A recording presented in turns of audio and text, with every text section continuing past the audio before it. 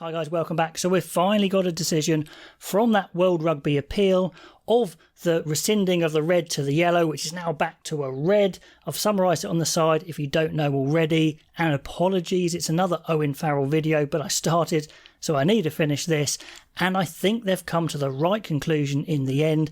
At the time, I was pretty adamant, it's definitely a red. I don't really see the mitigation or much mitigation. It's a red, whatever, maybe take a couple of weeks off because of a slight push from Jamie George, and that looks exactly what they've come to now.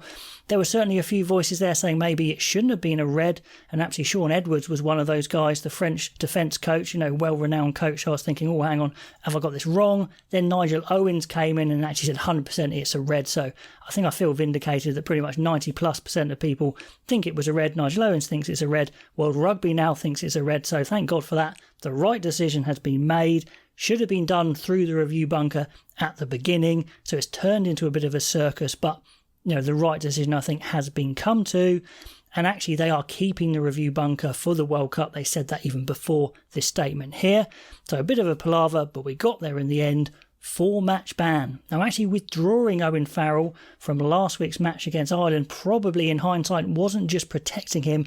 I think they knew this was going to be turned back into a red, or they certainly had a good feeling or a bad feeling it would be turned into a red. So actually that match is counted as part of his ban.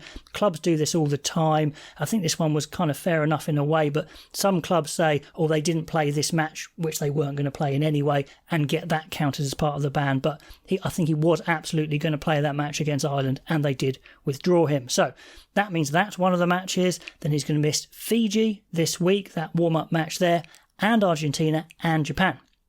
Then maybe back for Chile and Samoa. But my point is, well, is it worth it? Argentina and Japan, with respect to Chile and Samoa no slouches, they're probably going to be the deciding matches of this pool, and England could well be out by the time Owen Farrell comes back. Now, he's their captain. Borthwick loves him. I don't think they're going to ditch him, but I think I would. Those matches against Argentina and Japan are so important. It's most important to have as many players available as possible for those games. I think I would take him out and get in Caden Murley. I've said this in my previous video. We need a bit more speed on that wing. We need some cutting edge. Get Murley in there, and then you've still got 2 fly halves. Is there a bit of a short cover for fly half? Certainly. Maybe you could bring Slade in potentially, who plays centre and fly half. Maybe you bring in another fly half, maybe the young Finn Smith. I don't know, but my feeling is they'll stay with Farrell. I think they need to get someone else in because those Argentina and Japan games, they are absolutely key, and he could be back in, and England are already out of the World Cup. Let me know what you would do. We've already got Mitchell back from that unfortunate injury to Van Poortvliet, so Mitchell should have been in anyway. He's in. Get Caden Murley in as well. And then Billy V, his decision looks like it's tomorrow. And ironically, there is a bit more mitigation in the Billy V one because the player was dipping a little bit, but he did go high and he was tucking his arm. So I'm certain, I think, that it's going to be a 4-match ban or something like that as well. And that puts him even further back because he did play the Ireland game. So he'd be back just for Chile. Same thing applies. It could all be over by then as well. He's the only specialist number 8.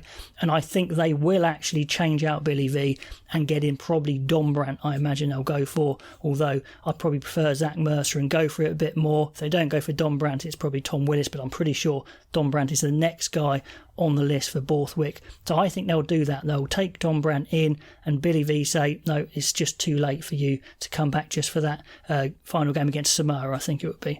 Anyway, that's, I think, what would happen. I think it's the right decision. Let me know if it was the right decision and what you would do, either replacing those players or not. Get all those comments below. Hopefully it's the last video on this subject, and I'll catch you next time.